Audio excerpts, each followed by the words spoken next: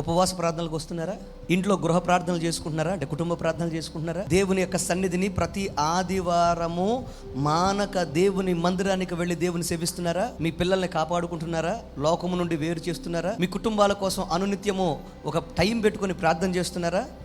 నీ భర్తను రక్షించుకోగలిగావా? నీ భార్యను రక్షించుకోగలిగావా? మీ బిడ్డలను రక్షించుకోగలిగారా? దేవుని రాజ్యము సమీపిస్తుందని దేవుని వాక్యము నొక్కి వక్కాణిస్తుంది. అబద్ధమైంది. ప్రతి సూచన, ఈ గ్రంథమందు లిఖించబడిన ప్రతి సూచన త్వరగా అన్ని నెరవేర్చబడుకుంటూ వచ్చేస్తున్నాయి. ఒక్క పొల్లైనా, ఒక్క సున్నా అయినా చెప్పండి, నిరర్ధకము కాకుండా ప్రతిదీ నెరవేరుకుంటూ వస్తూ ఉంది. ఆయన వస్తాడు అని చెప్పింది ఈ వాక్యం, ఆయన వచ్చాడు. ఆయన ప్రాణం పెడతాడు అని చెప్పింది ఈ వాక్యం, ప్రాణం పెట్టాడు.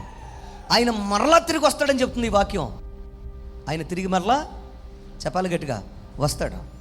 ఆయన వచ్చేటప్పటికి అనేక సూచనలు ఈ భూమి మీద నెరవేరుతాయని చెప్తుంది వాక్యం. లేఖనము ఘోషిస్తుంది, అన్ని నెరవేరుతున్నాయి, అన్ని త్వరగా జరుగుకుంటూ వచ్చేస్తున్నాయి. తమ్ముడు, చెల్లిప్రియ, సహోదరి, సహోదరుడు, అంతము చాలా దగ్గరగా ఉంది. అంతము చాలా దగ్గరగా ఉంది. ప్రతి వానికి వాని క్రియలు చొప్పున ప్రతి వానికి జీతం ఇవ్వడానికి ఆయన వస్తున్నాడు. నా ప్రశ్న ఏంటంటే, మరి నీ క్రియలు దేవుని ప్రతిఫలమును, మంచి ప్రతిఫలమును పొందుకొని ఆయన రాజ్యములోనికి వెళ్ళడానికి పనికొచ్చే క్రియలు నీ దగ్గర ఉన్నాయా? లేకపోతే ఆయన రాజ్యాన్ని కోల్పోయే స్థితి నీలో ఉందా? ఒకసారి ఆలోచన చేయండి.